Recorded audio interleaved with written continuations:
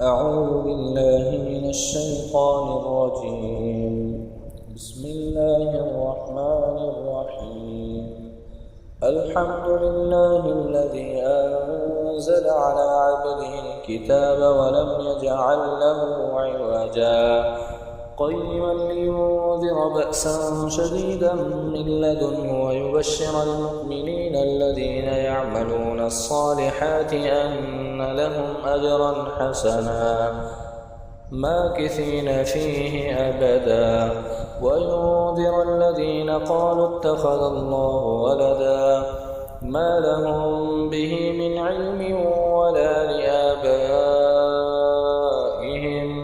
كبرت كلمة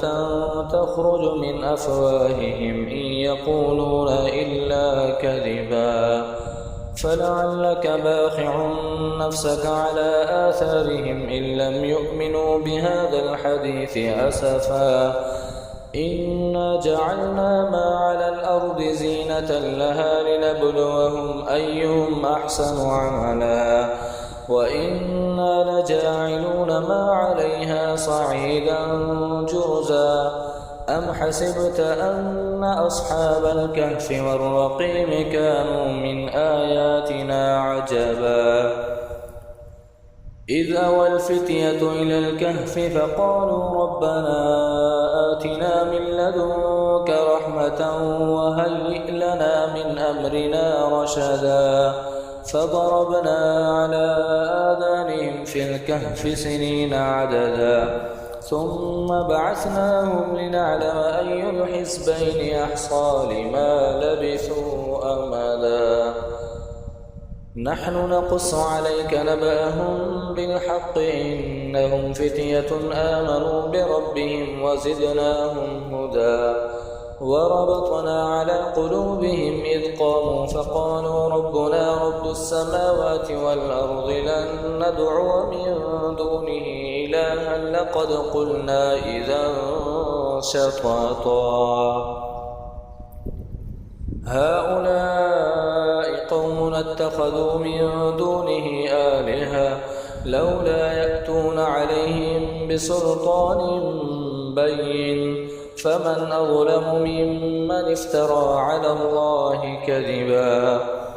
وإذ اعتزلتموهم وما يعبدون إلا الله فأووا إلى الكهف ينشر لكم ربكم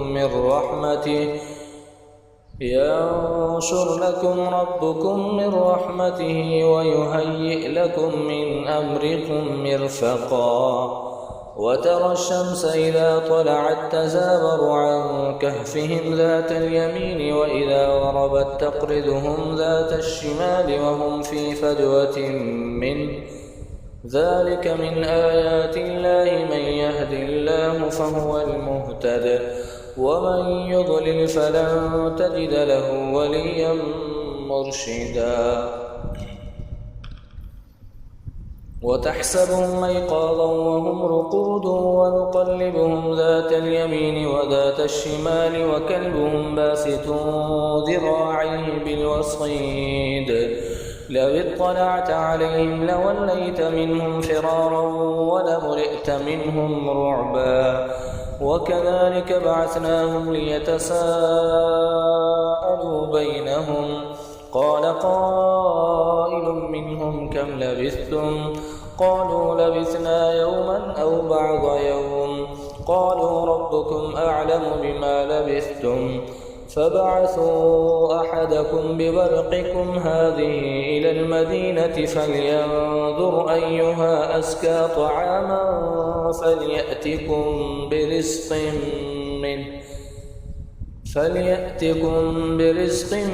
منه وليتلطف ولا يشعرن بكم أحدا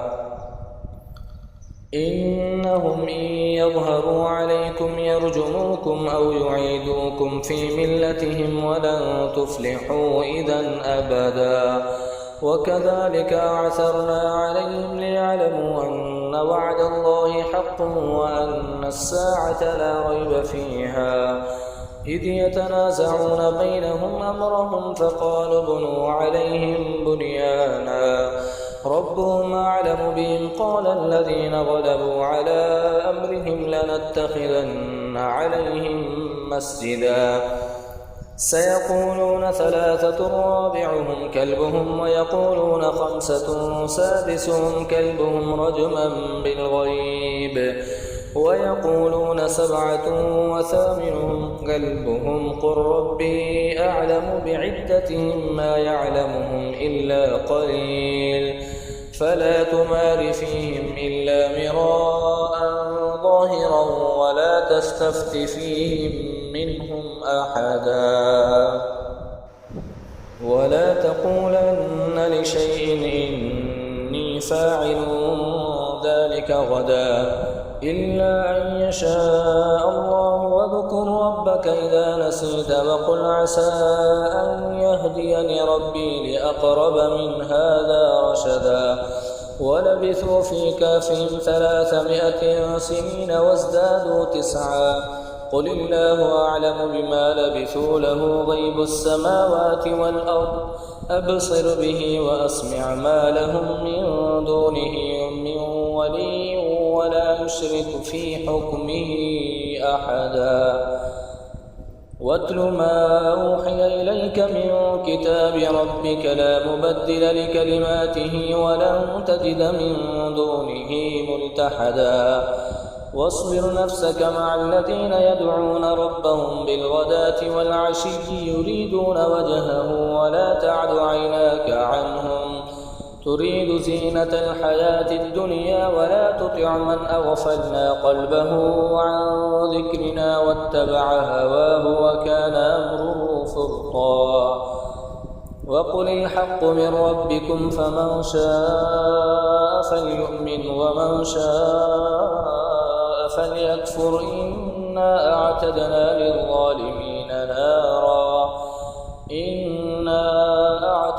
للظالمين نارا أحاط بهم سرادقها وإن يستغيثوا يغاثوا بماء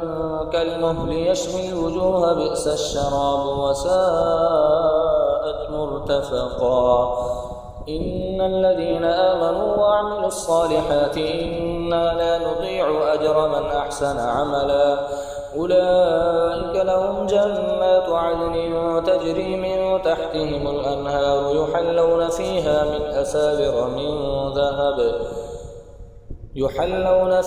من أساور من ذهب ويلبسون ثيابا خضرا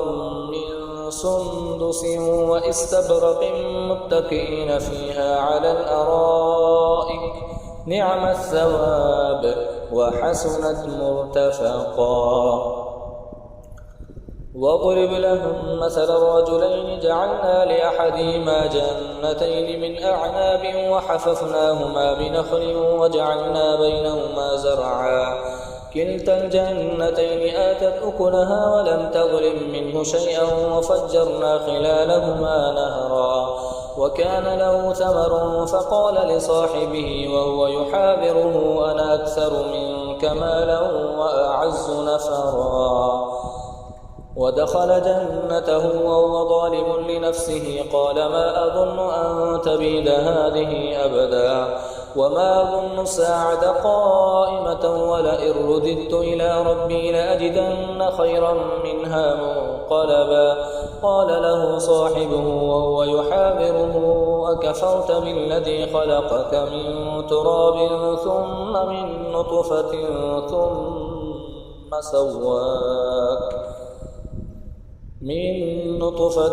ثم سواك رجلا لكن هو الله ربي ولا أشرك بربي أحدا ولولا إذ دخلت جنتك قلت ما شاء الله لا قوة إلا بالله إن ترني أنا أقل منك مالا وولدا فعسى ربي أن يؤتيني خيرا من جنتك ويرسل عليها حسبانا من السماء فتصبح سعيدا زلقا أو يصبح ماؤها غورا فلن تستطيع له طلبا وأحيط بثمره فأصبح يقلب كفيه على ما أنفق فيها وهي خاوية على عروشها ويقول يا ليتني لم أشرك بربي أحدا ولم تكن له فئة ينصرونه من دون الله وما كان منتصرا هنالك الولاية لله الحق هو خير ثوابا وخير عقبا واضرب لهم مثل الحياة الدنيا كماء أنزلناه من السماء فاختلط به نبات الأرض فأصبح هشيما تذروه الرياح وكان الله على كل شيء مقتدرا المال والبنون زينة الحياة الدنيا والباقيات الصالحات خير عند ربك ثوابا وخير أملا ويوم نسير الجبال وترى الأرض بارزة وحشرناهم فلم نغادر منهم أحدا وعرضوا على ربك صفا لقد جئتمونا كما خلقناكم أول مرة بل زعمتم أن لن نجعل لكم موعدا ووضع الكتاب فترى المجرمين مشفقين مما فيه ويقولون يا ويلتنا ما لهذا الكتاب لا يغادر صغيرة ولا كبيرة إلا أحصاها ووجدوا ما عملوا حاضرا ولا يظلم ربك أحدا وإذ قلنا للملائكة اسجدوا لآدم فسجدوا إلا إبليس كان من الجن ففسق عن أمر ربه أفتتخذونه وذريته أولياء من دوني وهم لكم عدو بئس للظالمين بدلا ما أشهدتم خلق السماوات والأرض ولا خلق أنفسهم وما كنت متخذ المضلين عضدا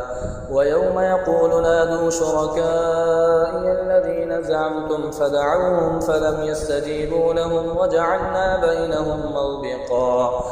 ورأى المجرمون النار فظنوا أنهم مواقعوها ولم يجدوا عنها مصرفا ولقد صرفنا في هذا القرآن للناس من كل مثل وكان الإنسان أكثر شيء جدلا وما منع الناس أن يؤمنوا إذ جاءهم الهدى ويستغفروا ربهم إلا أن تأتيهم سنة الأولين أو يأتيهم العذاب قبلا وما نرسل المرسلين إلا مبشرين ومنذرين ويجادل الذين كفروا بالباطل ليدحضوا به الحق واتخذوا آياتي وما أنذروا هزوا ومن أظلم ممن ذكر بآيات ربه فأعرض عنها ونسي ما قدمت يداه إنا جعلنا على قلوبهم أكنة أن يفقهوه وفي آذانهم وقرا وإن تدعوهم إلى الهدى فلن يهتدوا إذا أبدا وربك الغفور ذو الرحمة لو يؤاخذهم بما كسبوا لعجل لهم العذاب بل لهم موعد لن يجدوا من دونه موئلا وتلك القرى أهلكناهم لما ظلموا وجعلنا لمهلكهم موعدا وإذ قال موسى لفتاه لا أبرح حتى أبلغ مجمع البحرين أو أمضي حقبا فلما بلغا مجمع بينهما نسيا حوتهما فاتخذ سبيله في البحر سربا فلما جاوزا قال لفتاه آتنا غداءنا لقد لقينا من سفرنا هذا نصبا قال أرأيت إذا وينا إلى الصخرة فإني نسيت الحوت وما أنسانيه إلا الشيطان أن أذكره واتخذ سبيله في البحر عجبا قال ذلك ما كنا نبغي فارتدا على آثارهما قصصا فوجدا عبدا من عبادنا آتيناه رحمة من عندنا وعلمناه من لدنا علما. قال له موسى هل أتبعك على أن تعلمني مما علمت رشدا قال إنك لن تستطيع معي صبرا وكيف تصبر على ما لم تحط به خبرا قال ستجدني إن شاء الله صابرا ولا أعصي لك أمرا. قال فإن اتبعتني فلا تسألني عن شيء حتى أحدث لك منه ذكرا. فانطلقا حتى إذا ركبا في السفينة خرقها قال خرقتها لتغرق أهلها لقد جئت شيئا إمرا.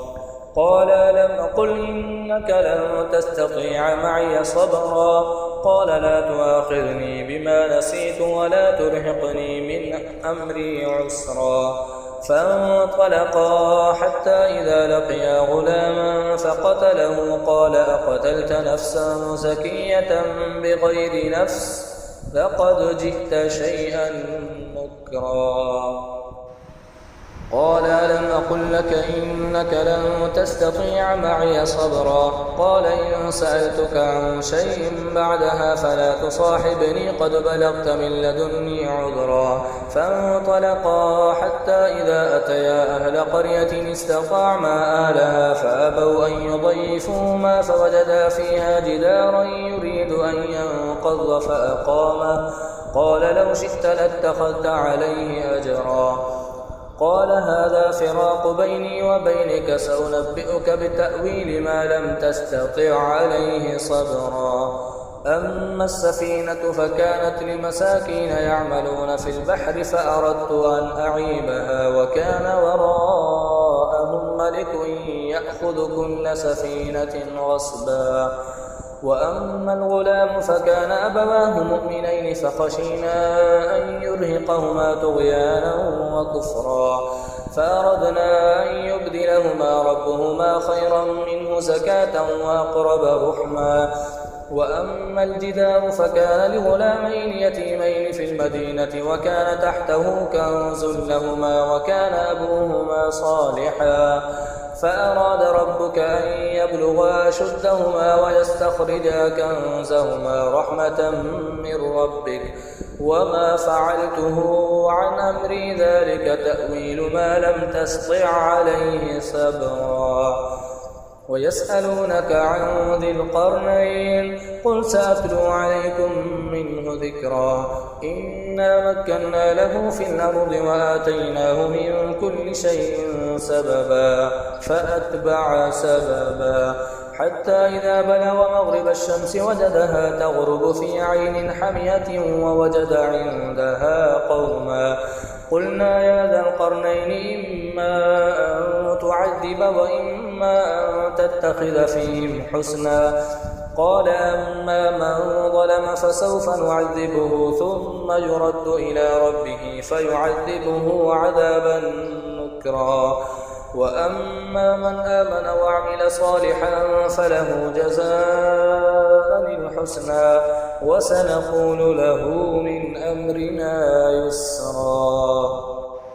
ثم أتبع سببا حتى إذا بلغ مطلع الشمس وجدها تطلع على قوم لم نجعل لهم من دونها سترا كذلك وقد أحطنا بما لديه خبرا. ثم أتبع سببا حتى إذا بلغ بين السدين وجد من دونهما قوما لا يكادون يفقهون قولا قالوا يا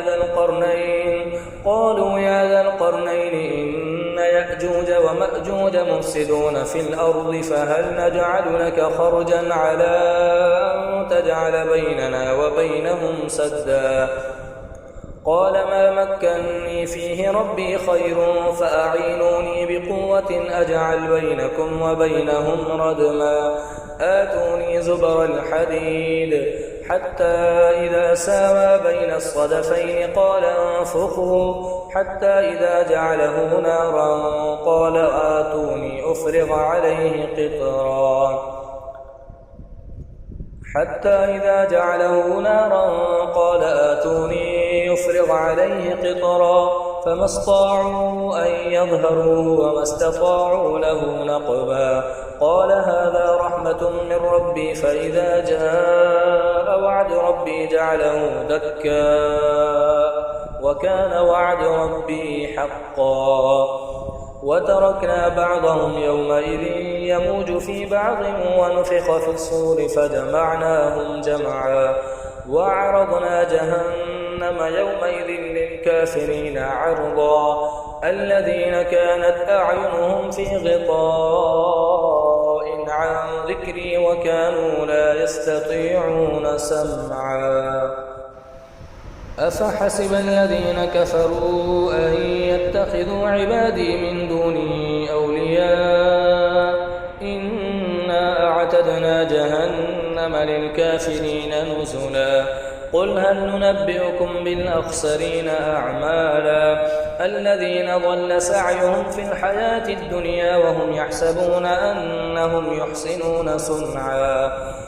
أولئك الذين كفروا بآيات ربهم ولقائه فحبطت أعمالهم فلا نقيم لهم يوم القيامة وزنا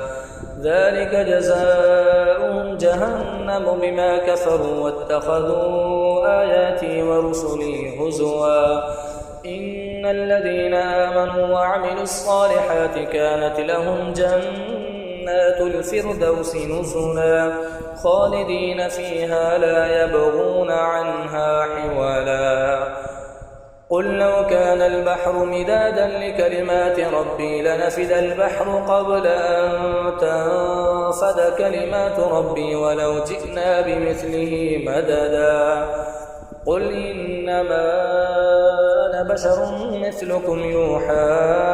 إلي أنما إلهكم إله واحد فمن كان يرجو لقاء ربه فليعمل عملا صالحا ولا يشرك بعبادة ربه أحدا صدق الله العلي العظيم.